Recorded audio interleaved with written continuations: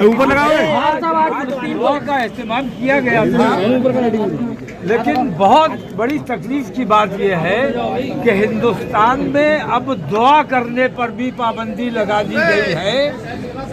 ये जुल्म और ये ज्यादती हम आप लोगों ने सुना होगा कि किस किस्म की दुआ अपने मुल्क के लिए दुआ की गई है, अपने अमन अमान की दुआ की गई है, पूरी दुनिया के शांति रहे, अमन रहे, इसके लिए दुआ की गई है।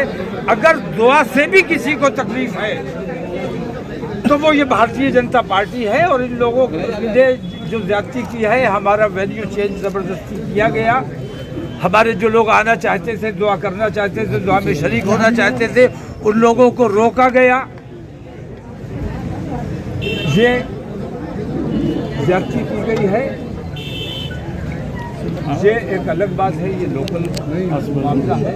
हमने फिलिस्तीन के शहीदों को श्रद्धांजलि देने के लिए और वहाँ पर जो जुल्म और सितम हो रहा है, यानी मार रहे हैं और जो घायल हैं उनको इलाज भी ना मिले तो अस्पताल भी तोड़े जा रहे हैं, अस्पतालों पर भी बम गिराए जा रहे हैं। तो इंसानियत को मरता हुआ, इंसानियत का कत्ल होते हुए पूरी दुनिया देख रही है। मानवाधिकार मर चुका है लोगों का,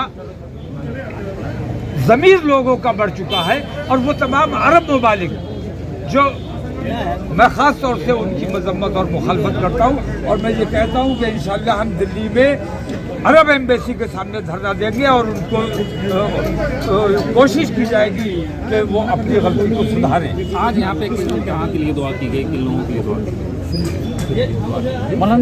मज़लूमीन के लिए दुआ की गई। सामान पहुंचाने की बात कही है आपने कि सामान पहुंचाएंगे, पैसा नहीं। कुछ लोग ऐसे हैं, मैंने सुना, मेरी जानकारी में मेरे पास बहुत लोग आते हैं जो चाहते हैं कि वहाँ कुछ मदद पहुंचाई जाए। उन सब के लिए मेरा ये कहना है कि कुछ लोग हैं जो फ़िलिस्तीन के नाम पे वसूलियाबी कर रहे हैं। फ़िलिस्तीन को पैसे की कतई ज़रूरत नहीं है, क्योंकि वहाँ पैसा अगर होगा भी तो सामान नहीं है, दवाएं नहीं है, तो दवाएं और सामान हमें वहाँ पहुँचवाना है। हम अपनी हुकूमत से भी बात करेंगे, वो इसमें जो मदद कर सकते हैं। हमारे पास सामान है, हम पहुँचाना चाहते हैं, तो पैसा किसी को ना दिया जाए, क्योंकि पैसा जो ले रहा है वो वहाँ पैसे की ज़रूरत है ही नहीं। बहुत से लोगों ने कहा कि अकाउंट नंबर फला है और उसमें जमा हो जाए। ये फ़िलिस्तीन के नाम पर धोखा किया जा रहा है। फ़िलिस्तीन को सामान की ज़रूरत है, वो सामान जब जमा किया जाएगा और यहाँ से दिल्ली पहुँचाया जाएगा, एम्बेसी वालों से बात की जाएगी और हुकूमत हिंद से बात की जाएगी। वो जो भी तरीका इख्तियार किया जाएगा वो किया। ठीक है मामा, थैंक यू। लो भैया किसके अरे अब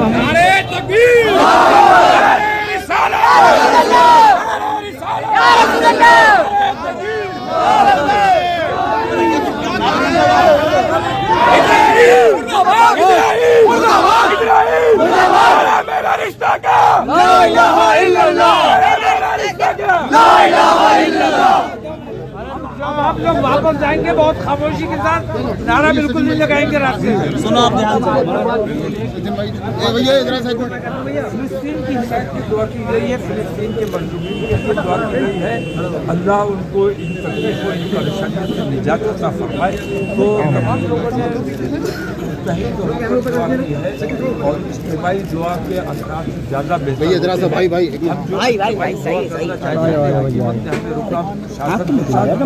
हम पर रोक लगाई गई। अब हिंदुस्तान में अगर दुआ करने पर भी, सामूहिक प्रार्थना पर भी अगर पाबंदी लगाई जाएगी तो फिर तो जीने का कोई मतलब नहीं रह जाता है। अगर हमें इसलिए भी छूट नहीं है कि हम 4 आदमी मिलकर बैठकर दुआ कर सके, तो इससे ज़्यादा अन्याय, इससे ज़्यादा दमन नहीं किया जा सकता। और ये दमन हम कीमत पर बर्दाश्त नहीं करेंगे। इस दमन के खिलाफ आवाज़ उठाएंगे। कहाँ पर भारत सरकार से क्या अभी भारत सरकार ने सामान भेजना है आपको? क्या सामान हमें भेजना है, लोग सामान पहुँचाना चाहते हैं। पैसा, मैं उन तमाम लोगों से ये अपील कर रहा हूँ कि पैसा किसी के हाथ में न दे। पैसे की वहाँ फिलिस्तीन में ज़रूरत ही नहीं है, वहाँ सामान की ज़रूरत है, दवाओं की ज़रूरत है। तो वो तमाम इंतजाम हमें करने हैं और सामान जमा करना है, दवाएं जमा करनी है, और वो हम एम्बेसी वालों से भी बात करेंगे और हुकूमत हिंद से भी बात करेंगे, और जो सूरत हो सकेगी सामान वहाँ पहुँचाने की तो की है। मौलाना साहब, एक सवाल ये है कि आप जब भी जो प्रयास करते हैं किसी तो उस पर रोक लगाई जाती है, क्या कहेंगे? नहीं, रोक तो क्यों लगाई जाती है ये तो आपने देखना चाहिए। हमारा कितना शांतिपूर्वक प्रोग्राम होता है, लेकिन इन लोगों को शांति पसंद नहीं है। ये लोग हमारे नाम पर दंगे कराने चाहते, फसाद कराना चाहते, हमारी हर बात को ये कहते हैं कि भड़काऊ भाषण दे दिया, भड़काऊ बात कह दी, हमारे हर अमल को ये कहते हैं ये आतंकवादी अमल है। ये तमाम चीज़ें बंद होनी चाहिए। एक बार आईडी बता रहा हूँ, आईडी बताना है।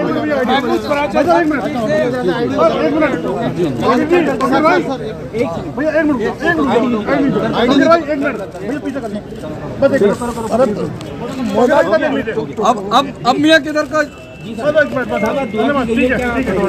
देखिए, ना सिर्फ दुआ करना बल्कि फिलिस्तीन के मजलूमों के साथ अरे शांति रखो भाई। जो संविधान है भारत का, वो इसकी इजाज़त ही नहीं देता, बल्कि हर एक भारतीय की जिम्मेदारी भी लगाता है कि वह पूरी दुनिया में कोई भी मजलूम है उसके साथ खड़ा रहे, उसकी मदद के लिए आवाज़ उठाए।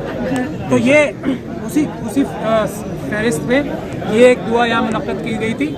ना सिर्फ दुआ की गई, मैं तो बल्कि ये भी कहूँगा कि पूरी दुनिया में अगर आप देखेंगे जो वहाँ के स्टेट हेड्स हैं, जो वहाँ की लीडरशिप है, वो आवाम की आवाज़ सुन के पूरी दुनिया के आज 90% से ज़्यादा देश, मुट्ठी भर देशों को छोड़ के 90% से ज़्यादा देश आज फिलिस्तीन के साथ खड़े हैं। लेकिन कुछ लीडरों की वजह से, कुछ मुल्कों की लीडरशिप की वजह से, जिसमें अमेरिका, यूके और इजराइल शामिल हैं, वहाँ के सिर्फ लीडर्स की वजह से फिलिस्तीन में जो जुल्म अभी तक हो रहे हैं वो जारी हैं। ये सब वॉर क्राइम्स हैं, ये एक्ट ऑफ टेररिज्म है जो बेंजामिन नेतन्याहू और दूसरे दुनिया के कुछ मुट्ठी भर लीडर्स अपनी आवाम के खिलाफ जाके कर रहे हैं। ये एक्ट ऑफ टेररिज्म है, इसके खिलाफ सभी को आवाज़ उठानी चाहिए, इस आतंकवाद के खिलाफ।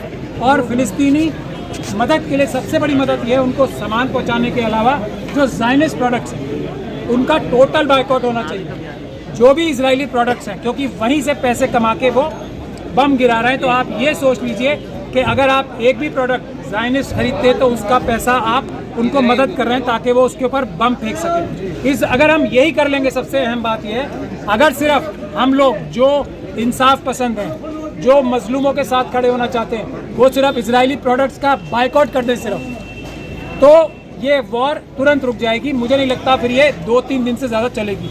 तो कम से कम ये कर लें, टोटल बायकॉट होना चाहिए।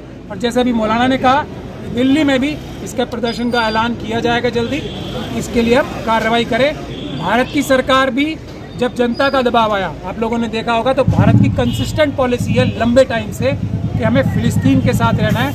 आज भी इंडिया की डिक्लेयर्ड पॉलिसी है, इंडिपेंडेंट, आज़ाद, खुद मुख्तार फिलिस्तीन के लिए इंडिया की डिक्लेयर्ड पॉलिसी है। वहाँ पे मदद पहुँचाना इंडिया की डिक्लेयर्ड पॉलिसी है, वहाँ पे मदद इंडिया पहुँचा भी रही है। वहाँ के ऊपर जो जुल्म हो रहे हैं उसके खिलाफ भी इंडिया ने UN रेजोल्यूशन में साइन किया है। सिक्योरिटी काउंसिल ने कल रेजोल्यूशन पास किया है कि वहाँ पर फौरन जंग बंदी होनी चाहिए और वहाँ पर तुरंत वहाँ पे मजलूमों को सामान पहुँचाना चाहिए, खाना पहुँचाना चाहिए, दवाइयाँ पहुँचानी चाहिए। इस सब के लिए हम दुआ करें कि दुनिया में एक भी देश ऐसा ना बचे जो फिलिस्तीन के साथ ना खड़ा हो।